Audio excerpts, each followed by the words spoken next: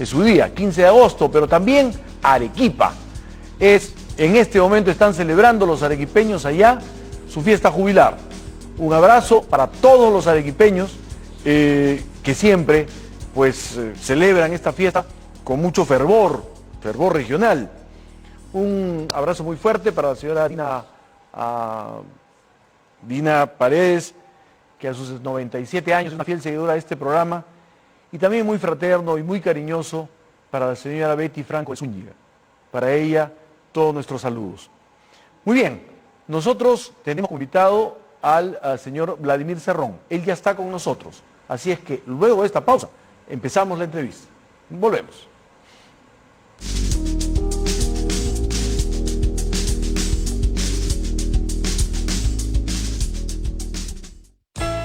Los chicos no están y ella va a ponerse algo más cómodo.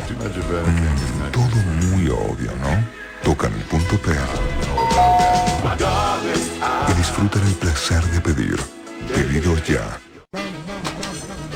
Quizás piensas que Visa es una compañía de tarjetas de crédito, pero en realidad Visa es una red que conecta prácticamente a todos, con todos. Puede abrir tus ojos como una taza de café y hacerte cambiar de opinión sobre lo que hace que un negocio sea un negocio.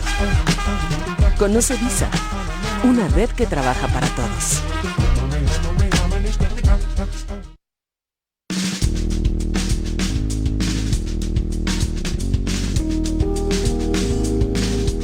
Señor Vladimir Cerrón, muy buenas noches. Buenas noches, don Enrique. Muchas gracias por invitarme al programa. Gracias por estar aquí. Vamos a hablar de diversos temas, pero quiero empezar por uno que el ministro de Salud ha planteado. ¿Ya estamos en una tercera ola? ¿Ya estamos empezando una tercera ola? Bueno, según lo que ha manifestado el ministro de Salud, Hernando Ceballos, hay indicios de que se puede estar empezando una tercera ola, para lo cual ha llamado a la población a tomar pues todas las precauciones, ¿no? Y sobre todo, lo que más preocupa es los que no se han puesto la segunda dosis, ¿no? A los cuales se está haciendo un llamado más pertinente. Usted, su visión de médico, ¿le dice que estamos ya entrando a una tercera ola? Por el momento, los indicios que se han descubierto son imperceptibles para la población, pero en este caso el ministro ya tiene algunos datos de que puede estar empezando y esto en septiembre tomaría el mayor punto. Para usted, en su opinión, ¿se deben reabrir al público los estadios para los partidos de la selección? ¿Los que vienen? Yo creo que deben abrirse, pero tomando las precauciones del distanciamiento adecuado. Es decir, el aforo ya no puede ser el mismo que era antes. Por tanto, me parece que esto es adecuado porque esto moviliza la economía y muchas personas dependen de ello, ¿no? Las clases presenciales, ¿es momento de empezarlas también? Me parece que para ello todavía no existen las condiciones, sobre todo en un mundo bastante vulnerable para esta edad y en los cuales no existe una vacuna precisa para la edad pediátrica, que debe ser hasta los 15 años y en otros países es hasta los 21 años de edad. Hay algunas que ya están probando efectivamente, por ejemplo la cubana y también la Johnson, si no me equivoco, pero es algo que todavía no ha llegado pues a coberturar en nuestro país. ¿Para la presencia en estadios se podría pedir como condición estar vacunado? Yo creo que sería una buena medida. Cuanto más vacunados puedan entrar a un espacio altamente vulnerable, lógicamente habría mejor garantía de que no se reinfecten por lo menos. Si usted hubiera podido ocupar un cargo en este gabinete, ¿cuál de los tres que voy a mencionar le hubiera gustado? ¿PCM, salud o economía? Ninguno. ¿Ninguno? Ninguno. ¿Por qué? Me hubiera gustado la Cancillería. ¿La Cancillería? Sí. ¿Por qué? ¿Por qué? Porque me gusta la política exterior. Yo creo que hay cosas que hay que desligar a nuestro país de una dependencia neocolonial que se ve a todo nivel. ¿Con Estados Unidos, diría usted? Con varios países, uno de ellos es el que usted ha mencionado. ¿Seguiría la agenda? Porque nuestro sistema educativo, nuestro sistema económico, el sistema inclusive militar, todo depende de los software norteamericanos, ¿no? Y nosotros no tenemos una independencia en ese espacio. ¿Hubiera tenido la misma agenda del canciller Béjar? Posiblemente, hasta el momento, mientras ha ido tomando estas medidas, me parecen las más adecuadas. ¿Usted lo respalda? Lo respaldo totalmente desde el partido. Muy bien, entonces para usted no debe renunciar. No debe renunciar. Además, si renunciara el canciller Béjar, estarían prácticamente renunciando al presidente de la República, porque él es el encargado de llevar la política en el ámbito extranjero. Pero no le dice nada a usted el hecho que haya sido primero guerrillero, condenado por asesinato, después tiene todo esto que ha dicho sobre Abimael Guzmán y la posibilidad de sacarlo de la cárcel. ¿Usted también es de la idea de indultar a Abimael Guzmán? Él ha sido sentenciado por sedición, no por asesinato como tal. Y tuvo una etapa donde quizá el método de liberación de los pueblos era la lucha armada. Aspecto que hoy en día definitivamente está descartado en todos los niveles. ¿Lo justifica de acuerdo a los tiempos? Claro, no hay que condenar a nadie por el pasado. Todas las personas tienen una etapa y obviamente en el tiempo van cambiando, ¿no? Pero usted también entonces sería de la idea de plantear la posibilidad de un indulto a Abimael Guzmán. No, hay puntos que obviamente yo puedo discrepar con el canciller y ese es uno de ellos. El otro es la famosa frase de que la CIA creó a Sendero. ¿Ahí discrepa o apoya? Bueno, yo discrepo y cuando él ha manifestado eso lo ha dicho bien claro que tampoco tiene cómo probarlo, ¿no? Pero yo creo que desde su punto de vista de un catedrático, de un investigador, de un gran sociólogo, pueda tener algunas hipótesis más consistentes que la mía. Muy bien, entonces, ¿usted discrepa de él en eso? Sí. ¿Usted condena a Sendero?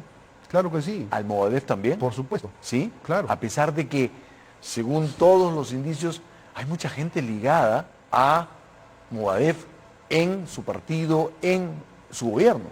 En el Partido Perú Libre no tenemos militantes ligados al Movadef. Eso ¿No? debe quedar bastante claro. Es posible que algunos elementos lo hayan querido vincular, pero en el ámbito del gobierno, no del partido. Vamos a hablar de eso, después. Bastante cuidadosos. Pero me gustaría entrar al tema económico. ¿Qué haría usted con el dólar? Bueno, yo diría de que el Banco Central de Reserva tiene que jugar un papel más sólido. ¿No lo está haciendo? Un papel más activo. ¿No lo está haciendo? Claro, porque ellos pueden regular la subida o la bajada del dólar. Pero obviamente esto no es el único factor. Por ejemplo, dicen, no, el dólar ha subido por culpa de Pedro Castillo, cuando tenemos al mismo señor Julio Velarde llevando la política del Banco Central de Reserva. Entonces, eso es incompatible. Pero lo que sí puede ser compatible es el hecho de que la presencia de Pedro Castillo, el caos que todavía muestra en el gobierno, los nombramientos estos que son tan cuestionados, esté llevando justamente a los mercados a tener una visión negativa con respecto a las posibilidades del futuro del Perú, y eso está generando expectativas negativas que hacen subir el dólar. No necesariamente. Yo diría que en este momento hay una política de querer ajustar al gobierno para que los perdedores pongan a sus miembros integrantes dentro del gabinete. ¿Quién quiere ajustar al gobierno? ¿Quién quiere ajustar al gobierno? Hay muchos sectores interesados en eso, pueden ser sectores empresariales, financieros, económicos del país, a quienes no les gusta pues la política que ha proclamado el presidente Castillo, partiendo por una nueva constitución política a través de asamblea constituyente. Y lógicamente tienen que verlo desde ese punto de vista. ¿Y Julio Velarde entonces cree usted que tiene margen para hacer más cosas y no lo quiere hacer? Yo creo que este país, si hubiera hecho lo que realmente la teoría capitalista dice, seríamos otro nivel. Pero me quiero referir, antes de que entre usted, al tema de Julio Velarde, porque de lo que se ha hablado es si el gobierno quiere o no tener a Julio Velarde, y usted ha dicho que usted llamó a Julio Velarde, entonces usted cuestiona a Julio Velarde, pero usted llama a Julio Velarde, entonces ¿no hay un contrasentido? No hay ningún contrasentido, porque el señor Julio Velarde está llevando hace muchos años la política económica del país en la práctica. En tal sentido, si el pueblo tiene un temor que le han infundido de que va a haber un cambio traumático de la economía, lo lógico es demostrarle que no va a ser así. Y aquí parte entonces por hablar con el señor Velarde y decirle pues que la economía debe llevar un rumbo más bien orientado a favorecer a las grandes mayorías. Y eso es lo que ha manifestado también el Premier. Lo que usted nos está diciendo es que Julio Velarde es el gran factotum de la economía peruana desde hace varios años. Yo creo que Julio Velarde tiene en sus manos de mejorar la economía del país, inclusive sin necesidad de cambiar el modelo económico. Inclusive, el tema del cambio económico ya viene por un tema de gobierno y de partido.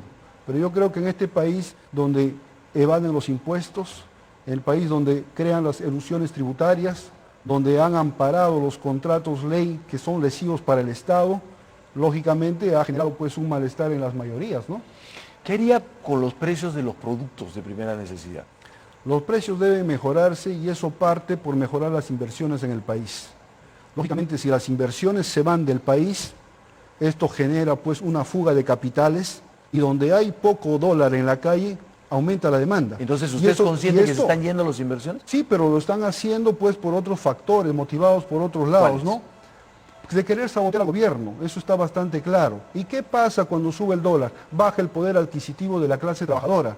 ¿Y qué dice la clase trabajadora? Que el gobierno está actuando mal. Esta es una medida de disciplinar a la clase trabajadora para que otro día no vote por un gobierno de izquierda. O sea, ¿usted cree que los inversionistas privados están diciendo, no importa que yo me haga daño, no importa que yo no gane, pero me voy para complicarle la vida a Pedro Castillo? Justamente este es un trance solamente temporal, que ellos mismos van a reflexionar y no van a actuar tras la forma como el gobierno ejecuta sus políticas más adelante. ¿Qué van a hacer con las AFPs? Bueno, con las AFPs habría que preguntarle al presidente Castillo como tal. Nosotros lo que hemos llamado como partido es de que se tenga un sistema de pensiones mucho más justo. Un sistema de pensiones que no te pague pues 300 soles mensual cuando has trabajado toda una vida para el Estado, ¿Una ¿no? O AFP para cualquier estatal otra o institución. mantener las AFPs que tenemos actualmente? Mira, no me llama la atención si es estatal o sea privado. El asunto es que le den una buena rentabilidad al trabajador y no lo estén explotando. Y cuando haya pérdidas se puedan pues compartir entre el empresario y el trabajador. Y no solamente el trabajador pueda cargarse todo eso. ¿Y con los bancos?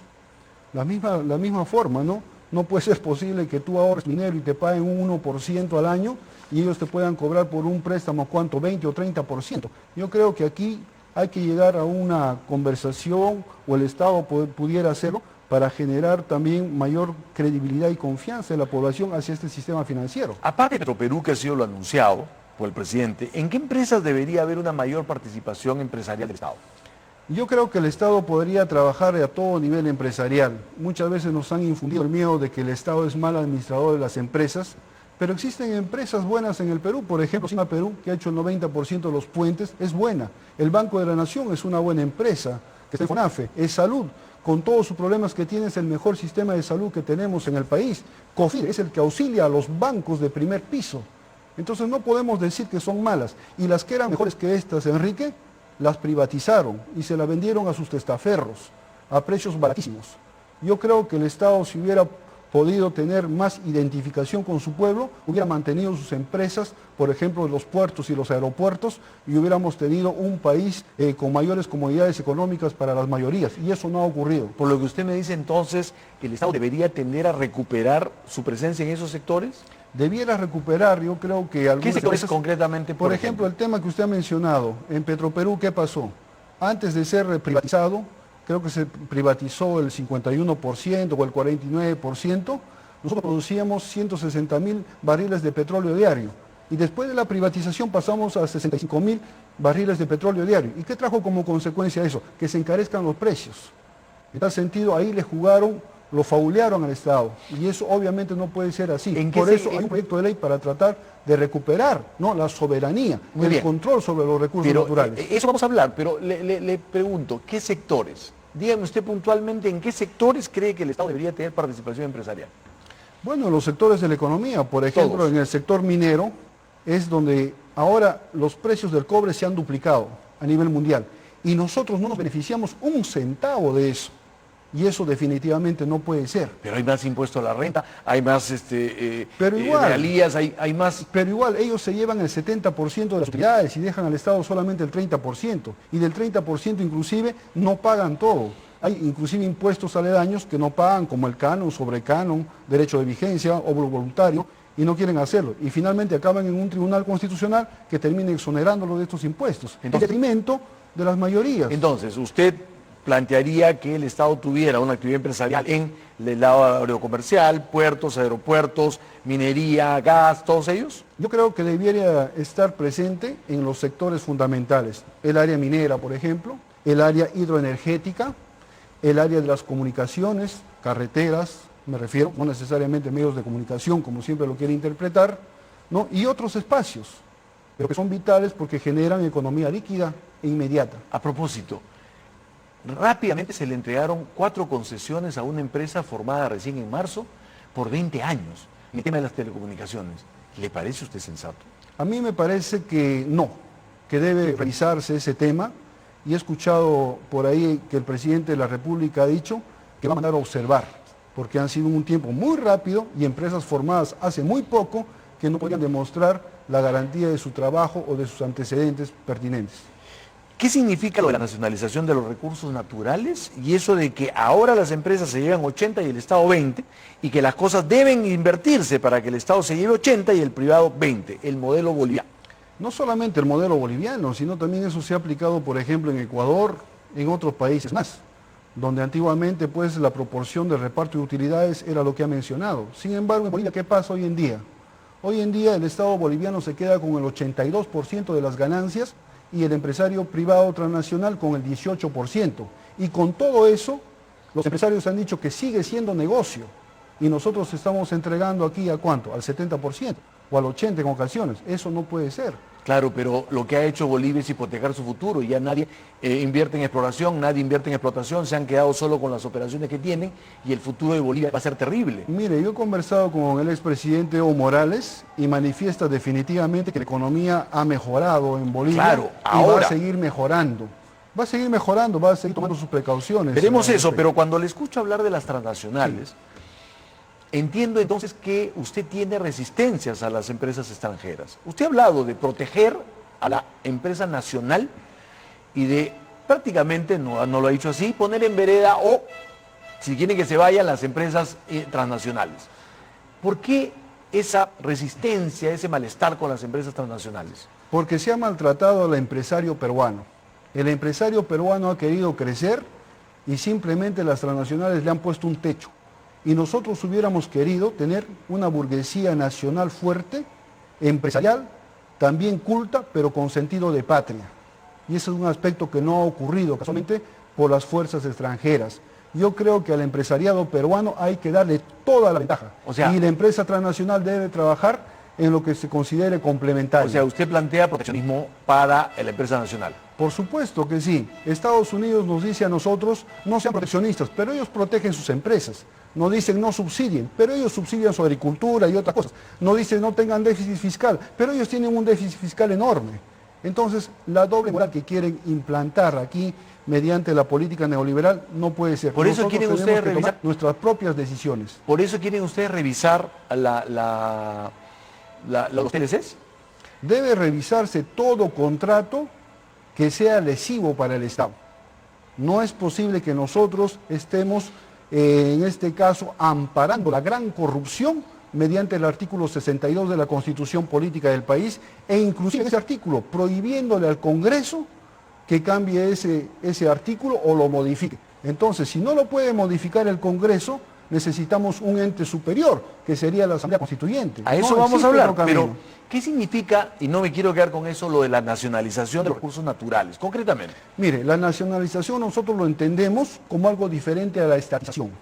La nacionalización comprende tomar el control de los recursos naturales. O sea, es decir, administrar conjuntamente con las comunidades, administrar el Estado conjuntamente y las comunidades sean accionistas, que querramos que la mayoría de los impuestos o de las rentas que pasen al pueblo peruano y no se lleven los capitales, que esas empresas puedan invertir en el país, puedan generar valor agregado, puedan generar trabajo y puedan descongelarse los sueldos de los trabajadores que hace décadas están congelados. Entonces lo que ustedes plantean es, empresa transnacional, agarra tus cacharpas, vete que yo me encargo de explotar todo esto. Eso es una estatización que nosotros no queremos. Nosotros lo que requerimos es tomar el control de nuestros recursos, volver a tomar el recurso, porque es decir, la empresa deja de explotar esos recursos que los voy a explotar yo. Es que nosotros no podemos nacionalizar lo que es nuestro. Esos recursos, el gas de Camisea y todo es propiedad del Estado peruano. Y nos han querido meter a la psicología colectiva, que ya es propiedad de otro, y dicen que les vamos a quitar mediante una nacionalización. Y obviamente eso no es así. Entonces, ¿qué garantía habría para la inversión privada internacional? Todas las garantías transparentes. Siempre y cuando acepten sus condiciones. Tiene que aceptar las condiciones del Estado peruano. Del 80 para el Estado, 20 para el privado. Podría ser otro porcentaje, 70, pero no puede ser el 30% para el Estado. Y más aún cuando los recursos, hoy en día ha subido el cobre, ha subido el petróleo, ha subido de precio el gas, y el Perú no se beneficia en nada. O sea, el que no quiere aceptar esas condiciones se va. Y ahí está el dinero de la escuela que falta en el Perú rural. El que no acepte esas condiciones se va. El que no acepte esas condiciones se va. Si es que no acepta ningún cambio, debiera irse y venir otra empresa. O si no, el Estado asumir, en este caso, la explotación y también la exploración. ¿El MEF debe descentralizar sus oficinas regionales? Sí, Sí. debe descentralizar. ¿Y ¿Por deben qué? depender de los gobiernos regionales? Porque todos los ministerios se han descentralizado en los gobiernos regionales a manera de dirección. El Ministerio de Salud tiene la dirección de salud, el Ministerio de Turismo tiene la dirección de turismo, etc. Pero el único ministerio que no quiere descentralizarse en forma de dirección regional de economía y finanzas es el MEF. ¿Por qué? Y cuando nosotros vayamos a crear ese tipo de dirección, la región sabrá cuánto canon ingresa, cuánto es la regalía que debe pagar. Debe empezarse la descentralización fiscal y tributaria que realmente no existe en el país. ¿Le ha planteado eso usted a Pedro Franque? Yo le he planteado inclusive al ministro Castilla en su momento. Por el tema de que no hay descentralización fiscal y tributaria, los gobiernos regionales no pueden abrir una caja regional, como sí lo puede abrir, por ejemplo, los municipios, sus cajas municipales y rurales. Entonces, aquí se trata de amputarle estas facultades a los gobiernos regionales en la descentralización. ¿Qué modelo político y económico quiere usted para el Perú? ¿El marxismo-leninismo, ese quiere? Nosotros nunca hemos planteado un modelo socialista ni un modelo comunista. Pero se ha planteado un marxista-leninista mariateguista. No, ese es un principio ideológico. Pero el modelo económico que nosotros hemos planteado se llama economía popular con mercado. ¿Qué implica esto? Un Estado que no sea regulado por el mercado, sino que el Estado regule al mercado.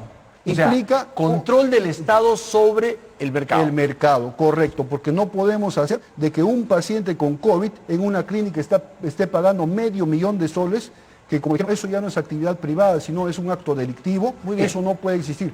Queremos también un Estado que deje de ser centralista y favorezca solamente a una empresa privada y más bien sea un Estado descentralizado que favorezca a la empresa pública, pero también la privada. Queremos asimismo un Estado que no sea, pues en este caso, vendedor de materias primas, ¿no? Sino más bien proceda a la industrialización de la materia. En este tipo de procesos, el Estado tiene, por ejemplo, el control de los precios, tiene el control de las actividades. Usted ha dicho, las clínicas, por ejemplo. ¿Cómo usted va a garantizar que le cobren al paciente menos? Tiene que controlar los precios. Tiene que haber control de precios en ese sistema. El Estado tiene que ser un ente regulador de los precios. No puede permitir los abusos. En este caso de la pandemia, por ejemplo, los precios de las farmacias se han disparado y mucha gente ha muerto por eso. Por eso, pero entonces yo no entiendo usted plantea el control de precios de las medicinas. Un Estado que esté paralizado y no sea protector de su pueblo. Por eso, entonces usted plantea un control de precios de las medicinas. Hay que controlar todo aquello que daña a nuestro pueblo, si no, ¿qué razón tiene de existir el Estado? Ahora, a propósito, usted habla de descentralizador, pero el presidente en Piura, ¿qué dijo hace 2 días? Dijo, todas las obras que no hagan los gobiernos regionales, para Lima, la van a hacer los ministerios, la va a hacer el gobierno central. Esa es una recentralización.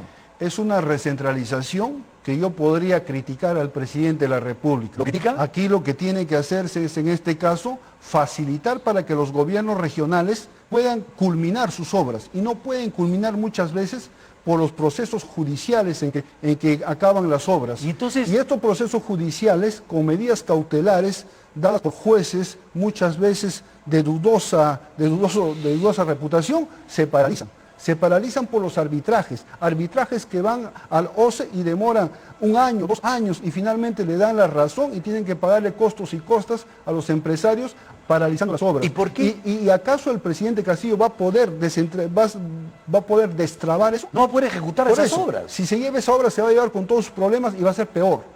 Por tanto, es una obligación de los gobiernos regionales y que se sienten también, en este caso, la presidenta del Poder Judicial y analice todos estos problemas, el Ministerio de Economía y Finanzas con sus árbitros y puedan dar las facilidades. Y la Contraloría, obviamente, que siempre tiene que estar pendiente. Don Vladimir Cerrón, pero el modelo que usted plantea es un modelo de los 60-70, que ha fracasado y está fracasando en el mundo entero. Y eso es lo que la gente rechaza de su propuesta. Es decir, una economía que venía a un crecimiento acelerado en el Perú y que ahora esa economía se controla, se detiene, pero además se le amenaza con este tipo de controles. ¿En dónde ha fracasado? ¿Le tengo que decir? Dígamelo. ¿Cuba? En Cuba. Venezuela. Mire, le voy a decir una cosa. Hasta China ahora tiene una economía abierta de mercado. Cuba tiene una medicina totalmente gratuita y a todo nivel. Nos hemos igualado a ellos por lo menos. Cuba es un país que ahora le va a entregar al mundo 5 vacunas. Nosotros le hemos entregado siquiera media vacuna. Cuba es un país donde la gente está clamando un país, libertad. Señor, es un país que tiene 85 años de vida promedio. Tiene un médico por cada 72 habitantes. ¿Y usted ha visto el nivel de pobreza que hay en Cuba? Mire, no tiene analfabetos. Cuba tiene dos mundos. Son campeones.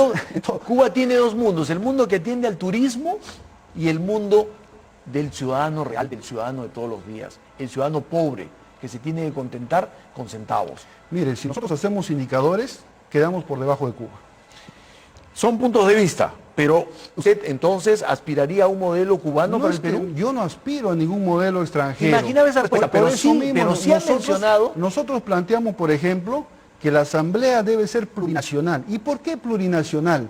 Justamente para ratificar nuestra identidad de todos los pueblos e impedir con eso que políticas extranjeras puedan aplicarse aquí en el Perú. No solamente la venezolana, la cubana de la que hablan, sino también la norteamericana, que ha terminado por alienar a nuestra juventud. Don Vladimir Cerrón, tengo que hacer una pausa y volvemos para entrar ya a la parte política, a eso que se le reclama a usted, es decir, ¿por qué interviene en el gobierno si usted no ganó? Así es que lo conversamos luego de la pausa.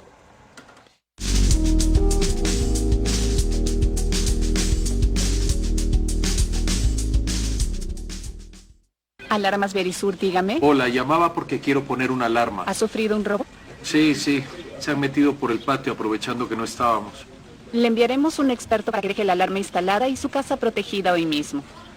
Ah, bueno, perfecto. Ahora con la alarma Cero Visión, somos capaces de impedir la visibilidad del ladrón, porque no se puede robar lo que no se puede ver. Calcula online en verisur.pe o llama al 0800-179-79. Soñaste con eso y te despiertas con ganas. Entonces tocas el punto P y disfrutas el placer de pedir. Pedidos ya.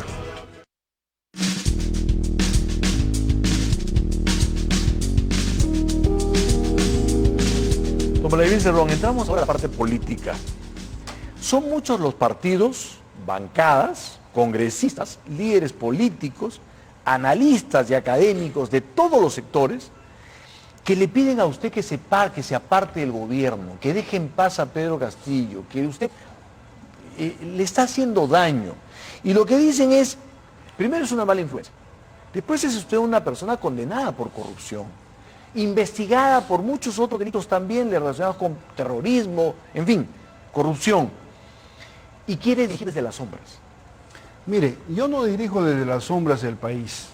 El presidente Castillo tiene toda la autonomía y todo el derecho porque el pueblo lo ha elegido a él. Es que de eso duda la gente. No, pues no duda la gente, eso dudan mis enemigos. No, y le voy a explicar por qué. Y le voy a explicar Pero por qué, si usted me lo permite. Terminar, Sí. por favor, a ver. Y usted puede ver la composición del Consejo de Ministros. ¿Sabe cuántos militantes de Perú? Usted lo ha hay dicho, como 2 más el primer ministro. 2, ya. Entonces, somos minoritariamente en todo ese componente. Si yo controlara el gobierno, como dice, yo hubiera podido mínimamente la mitad de los ministros. Y eso definitivamente no existe. A ver, ¿no cree usted que usted mismo se ha encargado de alimentar todas esas ideas? Y le voy a decir por qué. Porque, primero, tiene usted un protagonismo muy fuerte. En segundo lugar, tiene una actuación en la que usted se permite anunciar, atacar y corregir inclusive al presidente de la República. Mire usted, fue usted el que anunció que fue con Pedro Castillo a ver el embajador de Rusia. Fue usted el que atacó a los socios políticos de Pedro Castillo hablando de la conspiración caviar y en un tuit les dijo que el presidente, el partido y la bancada iban a dar una sólida respuesta. Fue usted el que anunció que Roger Nájar era la propuesta del gobierno para el primer ministro. Fue usted el que quiso corregir a Pedro Franque sobre los nuevos funcionarios y le dijo Chicago Boy. Fue usted el que anunció que el Perú se retiraría del Grupo de Lima. No fue el canciller, no fue el presidente. Fue usted el que dijo que el partido, o sea, usted corregiría al gobierno cuando éste se desvíe. Solo le estoy citando algunos ejemplos. Muchas de las cosas que ha mencionado, yo los he mencionado ya para dar una explicación después de que estaba en el aire. Por ejemplo, el caso de Roger Nájar lo lanzó un periodista.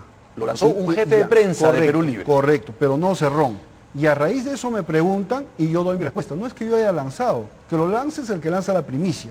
Y así muchas de esas cosas que usted ha mencionado. Ahora le voy a explicar. Usted acaba de decir, por ejemplo, que usted es el que habló con Julio Velarde. O sea, yo lo elegí a Julio Velarde. No es que yo lo elegí. Yo hice el puente de comunicación porque no queríamos un cambio traumático de la economía peruana. Y después de eso se lo propuse al presidente. Y el presidente lo evaluó 3 días para después tomar una decisión. Que es así como se toman las decisiones bastante ¿Julio serenas Velarde y se con el queda? tiempo necesario. ¿Julio Velarde se queda? Eso hay que preguntárselo al presidente Castillo. Yo estoy hablando de la reunión antes de que el presidente sea proclamado. Ahora bien, también quiero dejar bien claro esto. Muchos se han acostumbrado a llegar al gobierno y desquitarse del partido que los ha llevado al gobierno. Aquí ocurre ya otra cosa distinta. Aquí existe una cultura de partido también con el gobierno.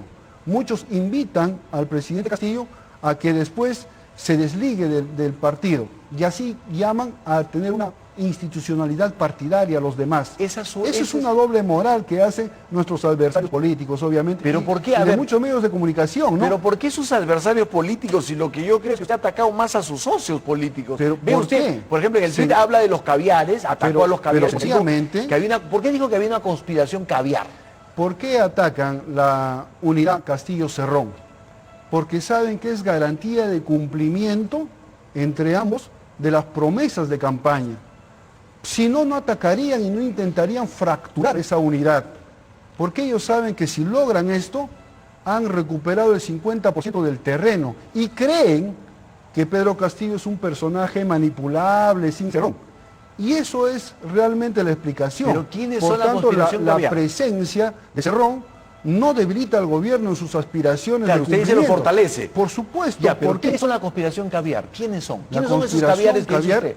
son aquellos que le dicen a Pedro Castillo, no es necesario cambiar la Constitución, no es necesario ir a una asamblea constituyente, no es necesario revisar los contratos ley, Muy bien, pero no es necesario recuperar los recursos Pero naturales. ¿está hablando de Juntos por el Perú? ¿Está hablando del obviamente, Nuevo Perú? No voy a poner nombres concretos, pero sí existe un componente de ese tipo que constantemente influencia en el presidente. O sea, usted dice, los que quieren humanizarlo. Por supuesto, quieren llevarlo por el camino donde Ollanta algún día transitó y con eso renunció a sus propuestas primigenias por el cual el pueblo lo había apoyado y había votado. Muy bien, pero justamente una de las cosas que a mí me llamó la atención revisando la información es que los que más lo han atacado son sus socios. Socios que han dicho en una publicación, por ejemplo, con Cerrón no se debe ir a la esquina. Otros que dicen, no debemos aceptar que Cerrón tiene que deslindar. Y eso está viniendo de la propia izquierda. Ahora, curioso, usted siempre ha dicho, bueno, no siempre ha dicho, tiene una frase donde dice, hay que deslindar de la izquierda, de la izquierda liberal y de la centroizquierda. Mire, ¿Son los caviares ellos? se referirá usted a los socios de gobierno, no a los socios de Perú Libre. ¿Ya? Porque Perú Libre siempre ha tenido una postura bastante clara. ¿Usted distingue eso? Claro, por supuesto. Yo no puedo tener, por ejemplo, o permitir a alguien que diga que es de izquierda y sin embargo vive del financiamiento norteamericano mediante ONGs. Entonces ahí pierde su naturaleza de izquierda. No podemos nosotros cargar sobre nuestras espaldas que nos digan a todos que somos iguales y estamos en la misma vertiente, ¿no? Entonces es natural y es racional discutir y criticar estos puntos de vista. ¿Por qué dijo que había que deslindar y apartarse de la centroizquierda y de la izquierda liberal? Bueno, eso fue un tiempo de campaña, porque nosotros vimos que nuestros amigos, ¿no? De otros partidos tomaron una posición hacia el centro. ¿Ha cambiado de opinión? Renunciando la Asamblea Constituyente y el cambio de Constitución. ¿Ha cambiado de opinión? No, pues, le estoy hablando de los otros partidos. Ya. Entonces, la estrategia de campaña en la primera vuelta fue, entonces, llevarlos más al centro. Y nosotros irnos más a la izquierda. Y ese fue el mensaje que prendió porque el pueblo nos vio francos, transparentes en nuestras intenciones. Y es por eso que Perú Libre comienza a escalar ya hasta ganar las elecciones. ¿Pedro Frank es caviar? Pedro Franklin, habría que determinarlo cómo se comporta en mayor tiempo. Me parece que está en un tiempo bastante breve como para definirlo. ¿Usted desconfía de Pedro Franklin? No desconfío. ¿Pero por qué le dice Chicago Boy? Yo quisiera ver... ¿Por qué le dijo Chicago Boy? Le dije Chicago Boy porque él con frecuencia decía hay que traer técnicos de alta preparación y lo sentía como una especie de decir que aquí estaban los técnicos de baja preparación. ¿Eso es malo, decir que tiene que traer gente de alta preparación? No, simplemente el llamado era que los técnicos de alta preparación también están en el pueblo. Ah, sintió usted que estaba despreciando a los... Así es, correcto. Ya. Por eso fue mi mensaje. ¿Lo sigue pensando? Bueno, yo espero de que puedan competir los profesionales del pueblo y no se está reciclando. Por ejemplo, yo estoy en contra de la nominación de Guerra García. ¿Está en contra? Una persona que está bastante cuestionada por el tema de Odebrecht, con el tema de Susana Villarán y demás. Pero bueno, es decisión de él y además la gestión va a ser de él. Pero no sé, yo estoy seguro que hay muchos jóvenes profesionales que podrían hacer un mejor trabajo. Cuando leía sobre esto, me pareció sentirlo usted más cerca de un ortodoxo liberal como Julio Velarde que de un izquierdista como Pedro Franque. No, de ninguna manera. Nosotros tenemos principios como partido, tenemos principios lógicamente ahí sociales, políticos y también económicos. Nuestro principio económico parte porque la economía tenga un mejor reparto equitativo entre todos los peruanos. Vladimir Cerrón. ¿Ese es un gobierno de Pedro Castillo o de Perú Libre? Este es un gobierno que lo dirige Pedro Castillo y que el partido llevó a Pedro Castillo también al gobierno. Por tanto, cualquier fracaso y cualquier logro que tenga el profesor Pedro Castillo va a ir también a las espaldas de Perú Libre. Por eso es que Perú Libre tampoco puede sentirse ajeno a emitir una opinión, a emitir una crítica y se puede permitir, ¿no? Perú Libre y el secretario general de Perú Libre decir que si el gobierno se desvía, el partido lo tiene que rectificar. Lo rectifica en opiniones, lo rectifica haciendo planteamientos, no lo rectifica cambiando de funcionarios ni nada por el estilo, pero sería una intromisión. Pero lo cuadra, pero políticamente hablando. Es que ese es un partido. Ese es el papel. El partido no es un ente que se crea solamente para el proceso electoral. Entonces estamos hablando... El partido tiene que estar permanentemente en cada espacio de la vida pública. Entonces hablamos de un gobierno de partido. Hablamos de un partido que tiene parte de responsabilidad en el gobierno que se ha asumido. ¿Quién dirige las acciones de la bancada? ¿El presidente o el partido? En este caso, la bancada de Perú Libre coordina con el partido para tomar algunas acciones. Entonces, esa bancada lo ha puesto el pueblo, pero a través de Perú Libre. Por tanto, no puede desquitarse de ellos, porque si no, pues estaríamos cayendo ¿en qué? En desestructurar a los partidos políticos. Ahí tiene usted 12 del Gallo que están con un pie afuera y un pie adentro. ¿Dónde? Los docentes en la bancada de Perú Libre. Mire, los docentes son incorporados recientemente al partido como invitados. Ellos tienen sus propias concepciones que hay que respetar, pero tenemos cerca de 24 del partido que son la postura mayoritaria, que lógicamente hará llevar pues sus planteamientos. Y finalmente se llega a un consenso. Nosotros evidentemente no lo vemos como una fracción ajena, sino que todos trabajamos. Ahora, el mayor componente de Perú Libre, antes de esta alianza, siempre han sido maestros. Es decir, el magisterio siempre ha estado en el corazón de Perú Libre. Muy bien. ¿El presidente de Pedro Castillo debe cumplir con todas sus promesas de la primera vuelta? Yo creo que sí. Sí. Y no solo eso. Por más radicales que sean. No solo eso, sino debe tener, quizá una vez cumplidas sus promesas, debe establecer nuevos objetivos. ¿Cuáles serían, por ejemplo? Una vez cumplidas sus promesas, para pensar en otras cosas, pero inicialmente tiene que hacer las que ha prometido, ¿no? Usted es partidario de la reelección presidencial permanente. Yo soy partidario de la reelección de todo tipo de autoridad. Permanente. ¿Por qué? 5 años, 10 años, 20 años. Reclaman que haya una clase política, que hagan carrera política, y le están cortando los periodos, interfiriendo para que no puedan postular. Y eso lo han hecho fundamentalmente para liquidar liderazgos nuevos, no lo han hecho por otra cosa. Y si el pueblo reelige, simplemente es una manifestación de su voluntad popular que hay que respetar. Entonces, ¿podrían reelegir a Pedro Castillo? Yo no estoy hablando de eso. Y además eso no lo permite la Constitución actualmente. Ahora. Pero ustedes la quieren cambiar. No la queremos cambiar en absoluto. ¿La Constitución la quieren reemplazar? No, la Constitución va a entrar a debate en la Asamblea Constituyente. Muy bien. Ahora, usted dice debe cumplir todas las promesas, incluido el indulto a Antauro Humala. Yo creo que si lo ha prometido el presidente Pedro Castillo, debe cumplirlo.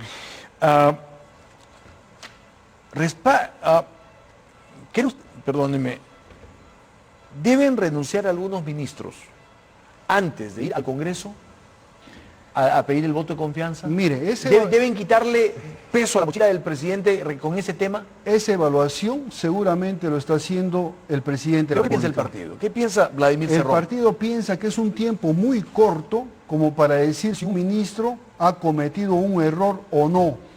Son 13, 14 días que están recién en el cargo. Yo creo que sería irresponsable de mi parte poner una nota de calificación ahora. Pero estamos hablando de antecedentes. El ministro de Trabajo, por ejemplo, y su cercanía con Movadef, esta autorización que dio de un día para otro al FENATE para inscribirse rápidamente, desplazar al SUTEP. Pero el ministro de Defensa, seguramente tendrá una explicación el ministro que de todavía Defensa, él no lo ha manifestado. El ministro de Defensa y sus antecedentes. ¿Qué El ministro- antecedentes? Los antecedentes que tiene de haber sido dado de baja en la policía. No fue dado de baja. Él Bueno. pidió su retiro y lo demostró en un documento. O sea, para Todo usted, eso es una conspiración, obviamente, para todos los ministros. o sea, ¿usted cree que hay una Lo que conspiración pasa para es que ocuparse los de los quieren poner un ministro de defensa a su medida, ellos. Y eso no puede ser. Debe ser el presidente de la República el que nombre y designe sus ministros. Entonces, con para toda usted la no autonomía debe del renunciar caso. ninguno y deben ir así. Nosotros, por ejemplo, no somos partidarios de que el Congreso de la República se tenga que cerrar, porque así sea mayoritariamente de derecha, es lo que ha elegido el pueblo. Don Y Vladimir es el mismo Cerrón- respeto que le Vladimir pedimos Cerrón- por el Ejecutivo y también por su Consejo En de el mes Ministros. de mayo usted ha dicho a una entrevista a Descable que el cierre del Congreso es una de las 3 opciones para la Asamblea Constituyente. O sea, usted lo Era una contempla. posibilidad en los casos extremos, Pero usted lo como contempla. ha ocurrido en el país. Pero ojo, que se cierre, que se censure a 2 gabinetes, no quiere decir que se cierre el Congreso, porque esa es una posibilidad discrecional que puede tomar el presidente. O sea, usted estaría en contra de que se cierre el Congreso. Por supuesto. Y los ejemplos que nos han dado después de cerrar 2 congresos han sido fatales. Por Pero- tanto, yo creo que el presidente de la República no va a ir por ese camino. Entonces usted está en contra de lo que dice el congresista Bermejo. 2 negaciones de confianza al Congreso.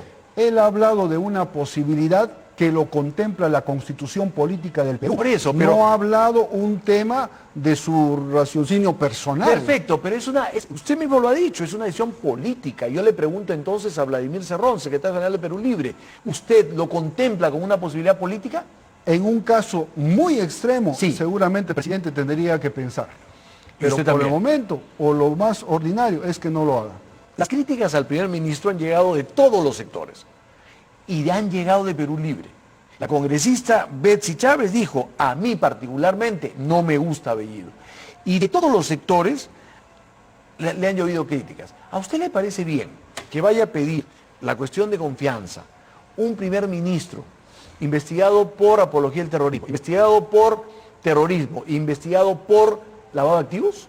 ¿Le parece bien? Yo le puedo decir, ¿Podemos normalizar eso en el Perú? es que yo le puedo decir que Guido Bellido no es ningún terrorista. Y lo vuelvo a repetir y pongo mis 2 manos pongo al fuego. Y, o sea, Definitivamente usted no olvide es. todo lo que él ha dicho. que pasa que aquí se ha acostumbrado a politizar la justicia. Entonces, si yo te denuncio, más rato te estoy vetando para cualquier cargo político porque tengo una artillería Pero entonces, mediática que se va a encargar de Y usted engañarle al niega pueblo de que todo usted lo es que él ha terrorista. dicho, usted niega todo lo que él ha dicho, las aspiraciones que, No, ha lo que él ha dicho, no, yo planteado. estoy negando los ataques que le hacen a él y las denuncias que le hacen. ¿Tienen alguna prueba de que Guido Bellido es terrorista o es lavador de activos? Bueno, Definitivamente no. Son sus palabras. Entonces, ¿dónde queda la presunción de inocencia como derecho fundamental en la Constitución política? mire, han habido testigos. Entonces, desconocemos Han la... habido testigos No, pues, que han sabemos que son los testigos que se crean. Esa política inclusive de tener el famoso testigo protegido, colaborador eficaz, con lo que han generado muchos abusos. Gente con las cuales Inclusive ustedes se han hay fotografiado, un han proyecto estado, de ley. han sido colaboradores de ustedes, ha dicho que De don Guido ustedes. Bellido ha ido al Brain. ¿Quién dice eso? ¿A Guido Bellido lo han visto en el Brain? Sí. ¿Reunido con quién? ¿Con Quispe Palomino? Mire usted, vamos a entrar No, en ese pues, tema. Yo es tengo que muchas preguntas. Debemos pero hacer un periodismo serio y decir que la cosa está confirmada. Y una Mire, vez que está confirmada, yo podría lanzarlo por el aire. Mire, pero especulaciones, maniobras políticas, Es que no. leguleyadas para restar al adversario político, esas cosas no deben existir. Mire usted, en el programa de Milagros Leiva y en el programa de Beto Ortiz se han mostrado testimonios de colaboradores o de gente que ha dado la cara y ha dicho que los ha visto a ellos. Usted habrá visto esos programas. Usted sabe que el programa de la señora y del señor, vamos a decirlo así, Pero son testimonios. son del mismo medio de Bueno, comunicación. no voy a entrar a ese Es tema como yo porque cre- trae es problemas como- siempre. Es como yo creer de que 13 periódicos hablan en contra del gobierno cuando esos 13 periódicos pertenecen a un dueño, Bueno. que es el Grupo Comercio, y usted lo sabe. A ver, En tal caso... le voy a no leer lo siguiente. Habla del presidente. Tanto que le entrega las decisiones que le otorga la Constitución a un vanidoso Führer de Huancayo que se cree Fidel Castro, que le encarga la política exterior a quien a quien cree que sigue en guerrilla de los 60 y que llega con una guerrilla que quiere reponer los controles de precios de los 80 de Alan García. Algo que hasta un estudiante de economía de primer año sabe que no funciona y no es del grupo. Mire, yo le puedo decir si es que yo soy menos marxista que Vargas Llosa en los años 60 y 70. ¿Sí? ¿Ya? Pero esos señores siguen admirando al señor Vargas Llosa, ¿no? Entonces, aquí las cosas hay que hablar bien claros. Aquí hay motivaciones económicas, financieras, empresariales, que quieren bajarle pues el moño al gobierno. ¿Por qué? Porque está tomando políticas concretas. Por ejemplo, el señor Guido Bellido ha requerido a la SUNAT para que publique de una vez todos los deudores tributarios de las grandes empresas. Y se han puesto al día 2, y más rato se van a poner 3 y 4. Pero esa intención, esa motivación no existían de los premieres anteriores. ¿Y a dónde va ese dinero que se ha recaudado? Va a ir pues a las escuelas que hacen falta al interior del país, a la zona rural que ha votado por Perú Libre. Entonces, esa es la reciprocidad frente al voto que han emitido esos sectores. Don Vladimir Cerrón, el fiscal Rafael Vela dijo en RPP que a través de los llamados dinámicos del centro se ha movido dinero irregularmente que ingresó en los gastos de campaña de Perú Libre y para la campaña presidencial. Él habla de concertación criminal para producir fondos de naturaleza ilícita y dice que tiene evidencia válidamente procesada, colaboraciones eficaces, escucha en tiempo real, documentación que no puede excluir a nadie ni al presidente Pedro Castillo. El dinero, según el fiscal Vela, proviene de actividades criminales de Junín. Fondo negro proveniente de expedición de licencias, contratos CAS, servicio de carácter médico que sirvió también para financiar pagos y gastos de procesos legales y judiciales suyos. Para el fiscal Vela, en esto participan directamente Guido Bellido, Vladimir Cerrón y Valdemar Cerrón. Bueno, yo le voy a decir que el fiscal Vela no ha dicho eso. Él ha repetido... Perdóneme, esto es textual. ¿Me puede dejar explicar, Sí, por favor? claro. El fiscal Vela no ha dicho eso. Él ha dicho y ha repetido lo que dice la hipótesis fiscal, ¿no? En este caso, del doctor Richard Rojas, que es el fiscal encargado de este caso. ¿Ya? Ni siquiera él ha asumido la autoría de eso. Eso en primer lugar. En segundo lugar, el tema de los dinámicos del centro ha sido una investigación creada para deteriorar la candidatura de Pedro Castillo y de Perú Libre. Si usted analiza de los 21 implicados en ese caso, solamente 3 son de Perú Libre. La señora Vázquez, el señor Gualdir y el señor Bendezú. Y el señor Cárdenas no trabaja ni en la dirección ni en el gobierno regional. Y el resto son apristas, fujimoristas y de otros partidos. Y a ellos es a quienes se les ha incautado casi 1 millón de soles. Pero eso no dicen. Lo que aquí quieren vender, que ese dinero se le incautó a Perú Libre, a sus funcionarios y que iba para la campaña. No hay ni un solo elemento que puedan demostrar ellos que haya ido a la campaña política de Pedro Castillo. Don Vladimir Cerrón, necesitaría yo media hora más para hablar de los temas judiciales, porque también está el tema de la relación con los otros Quispe Palomino. Es decir, varios temas concursos públicos que IDL le sacó un informe muy largo. Yo he venido a hablar de eso. Sí, pero nos gana el tiempo y tengo otros temas. Tengo acá, ¿no es cierto?, el gran aeródromo Huanca. Correcto. La carretera Chupuro-Huasicancha, los colegios y postas, ¿no? Y el Quispe Palomino, y todo esto que tiene relación con estas personas, pero y que fue entre su gestión entre el 2011 y el 2014. No hay problema. Pero hay otro tema que es muy actual, y es, qué casualidad, que cuando se dice que los van a investigar a ustedes por terrorismo, se da un operativo en la DINCOTE. ¿No le parece a usted muy casual? No, a mí me parece... Interviene la DINCOTE justo cuando se anuncia que van a investigar a un primer ministro, un secretario general de un partido y un congresista. Bueno, la policía ha sido bastante claro, ¿no? Que han hecho una intervención que estaba seguramente programada y lo han hecho a 5 unidades de la policía, no solamente la DINCOTE. Y también ha aclarado bastante de que no ha intervenido ningún expediente, ninguna investigación en proceso, sino es un tema de intervención administrativa. Y además de esto, tendría que dar pues parte, en este caso, el ministro del Interior, no el partido. El partido definitivamente no tiene mayor información que la fuente abierta. Don Vladimir Cerrón, tengo que hacer una pausa. Y regresamos porque le tengo que preguntar sobre la Asamblea Constituyente y su contradicción con el presidente. Volvemos. Perfecto.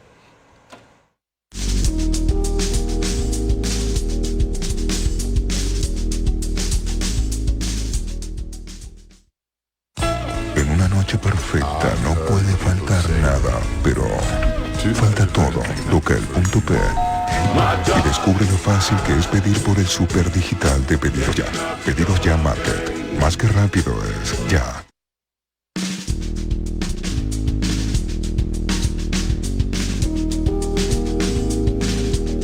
Don Vladimir Cerrón, sáqueme de una duda. Usted y el primer ministro parecen contradecir al presidente en el tema de la Asamblea Constituyente. El presidente fue al Congreso y dijo, voy a presentar un proyecto para modificar el artículo 206 de la Constitución. Pero el primer ministro el domingo pasado, y usted, en otras entrevistas, ha dicho que no van a pasar por el aro del 206 porque eso es lo que quiere la derecha y eso es lo que quieren sus enemigos. Y que ustedes van a pasar por el 31, el artículo 31 y el artículo 32 de la Constitución. ¿Discrepan con el presidente o es una estrategia para atarantar al Congreso? Mire, yo le puedo responder por lo que dice el partido. El partido lo que ha planteado, mediante mi vocería autorizada, ha sido que nosotros debemos trabajar la vía congresal y la vía extracongresal. Pero estas dos dentro del marco constitucional. Y lo has mencionado, el 206 es la congresal y el artículo 32 es la extracongresal mediante un referéndum. ¿Pero por qué dice usted que el 206 es la intención que tiene la derecha para hacerlo pasar por ahí, cuando no ese es el camino? Tienen la intención porque tienen la mayoría de parlamentarios de la derecha. ¿Y entonces por qué el presidente presenta la vía constitucional para modificar el 206? Bueno, porque de todas maneras, para que no digan que no se ha intentado la vía más pertinente, ¿no? Entonces es el primer intento y de ahí viene el 31 y el 32. No, el 32 ya está caminando, ya estamos en recolección de firmas. No vaya a pensar que nosotros vamos a esperar uno o el otro. No, y el presidente sabe eso. Más bien yo creo que los que están en el artículo 206, los parlamentarios, al ver que camina el otro, pueden más bien dar el voto hacia la Asamblea Constituyente. Entonces el presidente sabe que existen esas dos vías y que están trabajando en esas dos vías. Siempre se habló en la campaña. Eso siempre se discutió, no hemos hecho una propuesta. ¿Y el presidente por qué no lo dijo? ¿Por qué solamente se refirió al 206? El presidente de la República marcó la cancha el día que juramentó y dijo vamos a una nueva constitución política del país. Y obviamente se entiende que es por la Asamblea Constituyente. Entonces la cancha está marcada. El partido no está jugando fuera de la cancha. Ni Guido Bellido está jugando fuera de la cancha. Pues si estuviera jugando fuera de la cancha, deberían censurarlo. Claro, pero está jugando dentro de la cancha de Perú Libre. Y las intenciones de Perú Libre. Del mensaje presidencial. No, el mensaje presidencial habló solo del 206. Y usted habla concretamente del 31 y el 32. Lo dice claramente usted. Pero los dos son constitucionales. Mire, pero usted ha dicho... Los dos lo contempla la constitución política fujimorista actual. Usted ha dicho que va a trabajar esa reforma constitucional a través del Congreso extraoficial. Y lo dice claramente, la calle. El Congreso extraoficial es el que va a dar las firmas para lograr el referéndum. ¿Eso solamente? ¿O está planteando usted un enfrentamiento entre el oficial y el no oficial? El problema es que ustedes lo entienden así. ¿Quién ustedes? Yo solo pregunto. Yo solo estoy preguntando. Te veo algo ofuscado por eso. No. Que pregunte con cierta pasión por esta posibilidad. Está bien. Pero ahí viene entonces otra pregunta que yo le quiero hacer.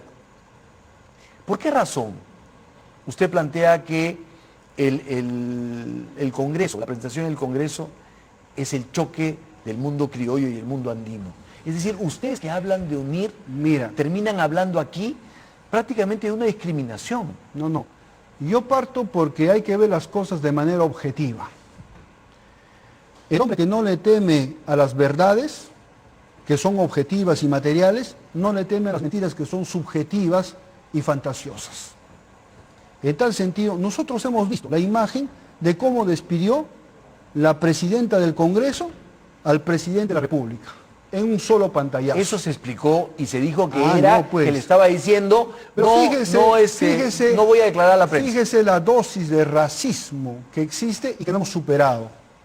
Y no es que lo vamos a cubrir con un manto de que por un Estado democrático eso ya no existe. O sea, ¿usted cree que la presidenta del Congreso fue racista? Hay que ponerlo en la mesa y hay que discutirlo y hay que darle soluciones. ¿Usted cree que la presidenta del Congreso fue racista? No quiero calificar yo a la presidenta del Congreso. Yo estoy calificando la percepción del pueblo tras ese acto. Y hoy en día en Arequipa, el pueblo arequipeño se lo ha recordado como racista.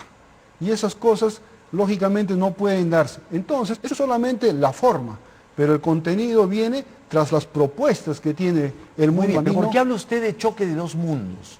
Porque ustedes, voy a repetirlo nuevamente, En Lima se vive un mundo y en el Perú profundo se vive otro. En el Perú profundo hay un país sublevado que quiere un cambio, que quiere una nueva constitución, que quiere que recuperemos los recursos naturales, que no los abusen las transnacionales. Pero sin embargo aquí, donde no existe una mina, está la oficina que cobra las rentas. Y eso definitivamente no puede ser. Entonces cada mundo se va a defender de su flanco. Entonces yo considero que la presentación del Premier en el Parlamento va a plantear lo que plantea, pues, lo que quiere el Perú profundo. Y lógicamente ahí vamos a ver la mayoría parlamentaria derechista defendiendo también sus posiciones, ¿o no? ¿Cómo va a hacer usted para tratar de conseguir esa mayoría que necesita para que le aprueben sus proyectos de ley, por ejemplo, cuando justamente tiene usted 82 votos en contra? Justamente la esperanza está en la Asamblea Constituyente, mediante el referéndum. Mire, usted no me habla de que su esperanza es el diálogo, de que su esperanza es la concertación. Me habla de que su esperanza es la Asamblea Constituyente. Es que la Asamblea Constituyente nace del diálogo, del Perú profundo, en sus este organizaciones. caso nace del enfrentamiento, aparentemente. No nace quizá del diálogo congresal actual, que recién llevan unos días.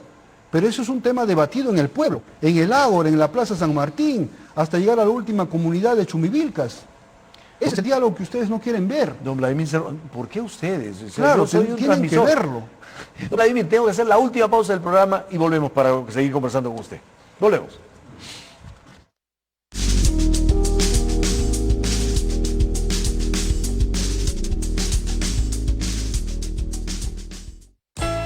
Los chicos no están y ella va a ponerse algo más cómodo. Todo muy obvio, ¿no? Tocan el punto P y disfrutan el placer de vivir. Pedido ya. Radio Disney te invita a un meet and greet exclusivo con Camilo. Vas a poder preguntarle lo que quieras y conversar con él. Escucha tu radio y entérate cómo participar. Solo en Radio Disney, mi radio. Además, puedes llevarte la guitarra autografiada por Maroon 5. Adam Levine y el resto de la banda nos dejaron este regalo muy especial que puede ser tuyo. Radio Disney te acerca siempre a tus artistas favoritos.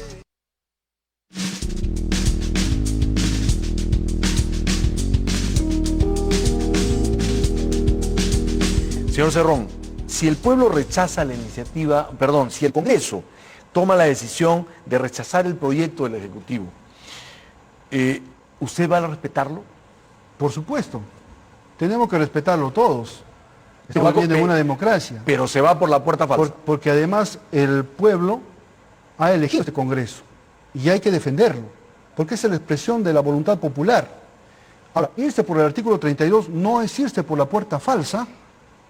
Ahí estamos desvirtuando, estamos yendo por el camino constitucional. Mire, yo he consultado hoy día para esta entrevista, a raíz de la entrevista que vi de usted, he consultado con varios constitucionalistas que señalan que el 31 y el 32 son normas de carácter general y en lo constitucional lo que pesa es lo específico y lo específico está en el artículo 206. Es cierto que el artículo 32 habla de la modificación parcial o total de la Constitución, que habla del referéndum, pero es una norma de carácter general y lo específico está en el 206. Ya, ellos más bien se quieren ir por la puerta falsa interpretándolo así, porque aquí lo único que no se puede someter a referéndum son los tratados internacionales, el pago de los tributos y los derechos fundamentales. Todo el resto se puede someter a referéndum y uno de ellos, ahí lo dice bien claro, el cambio total o parcial de la constitución política. Está bastante taxativo, así que no hay que ir con temores ni interpretando pues de acuerdo a sus favores, ¿no? Y deben ser los mismos constitucionalistas que decían que había fraude. Y que se habían curiosamente, la camiseta de Keiko. Pero curiosamente no, a los que he consultado de todo precisamente pensando en lo que usted me iba a decir. Yo he visto opiniones de otros constitucionalistas que dicen que es totalmente factible también. Muy bien, entonces, si el Congreso dice no, usted se va por el 31, por el referéndum. Yo no estoy esperando que diga no, nosotros ya estamos en las firmas, estamos trabajando. Ya, y entonces... Así que esto va a ser un tema de complemento. Muy bien, tema paralelo. ¿Y el presidente está de acuerdo? Es que el presidente no tiene que estar de acuerdo o tener que negarlo. ¿Cómo que Esa no? es una tarea del partido. Es el partido que ha comprado el kit. Es el partido con sus comités que se organiza con el pueblo para buscar las firmas. Buscaremos las firmas y presentaremos, en este caso, a OMPE, como debe ser. ¿Y si el el gobierno no tiene nada que ver directamente en este tema. Los ministros tampoco. Tampoco. Pero ellos... Esta es una tarea del pueblo con sus organizaciones de vanguardia, que es el partido. Ahora, todo esto que usted plantea en esta reforma constitucional, ¿por qué? Su objetivo es el régimen económico, ¿no, don Vladimir Cerrón? Es uno de los objetivos del régimen económico. Para usted es el principal. Es el principal, obviamente, pero eso no excluye los demás artículos porque todo está concatenado. Querer ver las cosas aisladas de otras no está bien. Ahora ustedes dicen, va a cambiar todo. No, vayamos a someter todos los artículos al debate. Por ejemplo, el artículo 19, que no está dentro del capítulo económico, exonera de pagar impuestos a las universidades privadas, sobre pretexto que son instituciones sin fines de lucro, cuando todo el mundo sabe que son instituciones de lucro sin fin. Entonces, ¿eso cómo queda? Aquí todo el mundo paga impuestos. Yo creo que nadie debe estar exonerado de eso, ¿no? Por eso le digo, su objetivo principal es el régimen económico. Eso lo ha dicho usted y lo sostiene, supongo. El objetivo principal es cambiar todo lo que tiene que ser cambiado, todo lo que sea injusto. Ya, y aparte Por del ejemplo, régimen económico, hay otros artículos que están fuera del régimen económico, donde no consideran la salud pública como un derecho fundamental. Debe ingresar a ese espacio. La educación pública igual, no es un derecho fundamental. Solamente lo mencionan de carácter declarativo, pero no lo dicen quién garantiza el pago para que eso sea realizable. Y para usted como médico, ¿está bien unificar todos los sistemas de salud? Yo creo que deben unificarse los sistemas de salud. Todos. Eso no quiere decir absorberse uno por el otro. ¿Eh? Y tampoco por absorber, ejemplo, y absorber a las clínicas particulares. Por ejemplo, tampoco. salud con toda su estructura, con todas sus facultades y su diseño, debe ser llevada por el Ministerio de Salud y no por el Ministerio de Trabajo. Esa es una forma de unificación. Muy bien. Nos podemos unificar en los objetivos de reducir la muerte materna, la muerte infantil, por ejemplo. Pero Esa no, es una quiere decir, unificación. pero no quiere decir que se acaba la posibilidad de que los afiliados de salud, por ejemplo, tengan los beneficios que ahora tienen. No estamos hablando de una absorción de una institución Ya, ¿y sobre qué otra. pasa con las clínicas particulares? Las clínicas particulares deben existir. Yo no estoy en contra de que existan. Es más, yo he trabajado muchos años en clínicas particulares. Igual en la educación. Deben existir. Igual en la educación. Pero entonces, ¿cómo van a cumplir con esa promesa de que todos los egresados de quinta secundaria pueden tener ingreso libre a las universidades si no hay? Son 10 o 20 veces más la demanda que la oferta. Mire, el ingreso libre a la universidad ya se dio en la década del 60 en la Universidad Nacional San Cristóbal de Huamanga. Eran otros y fue tiempos, una experiencia, eran otros tiempos, otro nivel poblacional exitosa que llegó a tener el año 60 12.000 estudiantes cuando la Universidad del Centro recién está llegando a ese número Pero actualmente. eran otros tiempos, con No, una pues. densidad poblacional mucho menor. Sí, pues, pero en un tiempo también más difícil. ¿No? En un Perú ¿De dónde más van a sacar precario. universidades para tanta gente, para tanto joven que se va a ver frustrado? No, yo creo que el Perú, si es que tiene la intención de hacerlo, lo podría hacer. Porque otros países también brindan ese espacio. Pero la educación privada seguirá como está. Debe seguir la de educación Sin privada. cambios. No es que no vaya a haber cambios. Si el área estatal toma una medida, va a repercutir en el área privada en alguna manera. Pero lo que me Entonces refiero no es... podemos decir que eso es una isla aparte. Pero ¿no? lo que me refiero es, ¿establecerán ustedes también, por ejemplo, control de precios a las pensiones? Yo creo que Sí. hay universidades que cobran de manera abusiva las pensiones a los estudiantes peruanos. ¿Y deben ser controlados? Deben regularse. Muy bien. ¿Y en los colegios particulares? De igual manera, no se puede, un Estado no puede permitir abusos. Yo conozco estudiantes de medicina que pagan 3.000 soles una pensión. Y eso no puede ser, pues, mensual estoy hablando. Entonces, ¿qué hace el padre de familia para eso? Para sostenerse. O el joven frustra su carrera, o simplemente, pues, la familia tiene que quitarse todo lo que tiene para pagar una pensión. Esas cosas yo creo que el Estado tiene que verlos con mayor seriedad. Para retomar el tema, hay un colaborador eficaz que está hablando de el dinero que recibió el primer ministro Bellido para la campaña. ¿Tampoco le cree usted a ese colaborador eficaz? No, no le creo.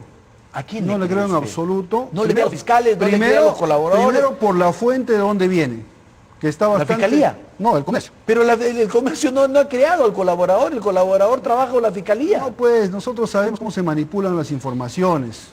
No vamos a estar diciendo que no. Si yo fuera, pues, recién hubiera iniciado en política ayer, le podría creer, ¿no?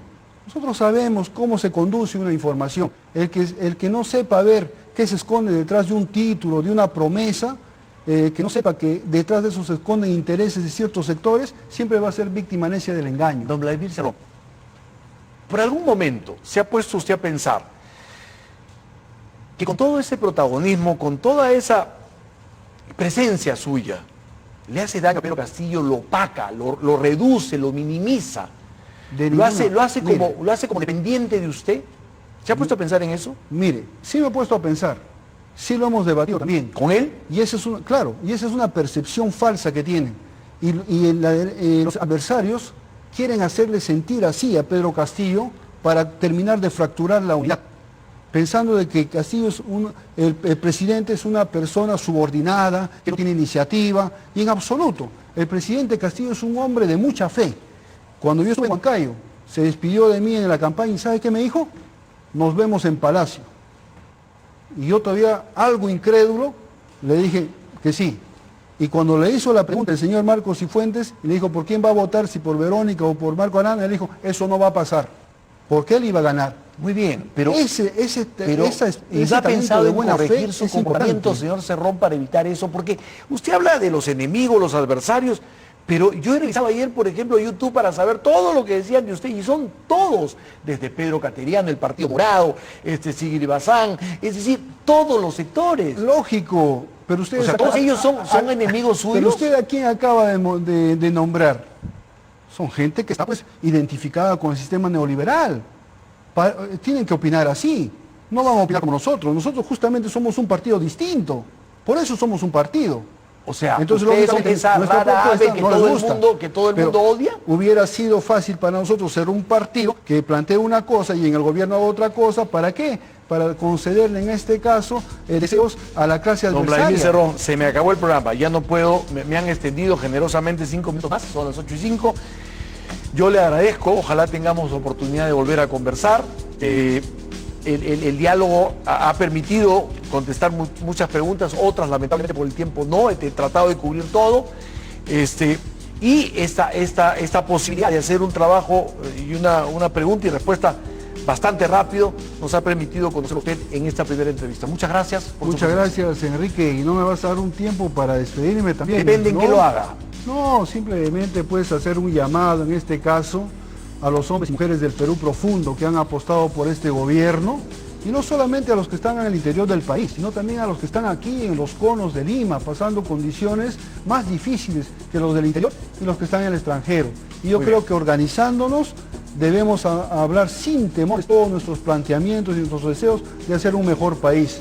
Y desde acá les digo con mucho cariño algo que lo digo del corazón: Maitruca y Trupi, Huanca Walas Mica. Eso significa aquí y allá, huancaíno soy. Muy bien. Muchas gracias por su presencia. No tenemos tiempo para más, nos vamos a despedir este próximo domingo, 7 de la noche, Agenda Política, Canal E.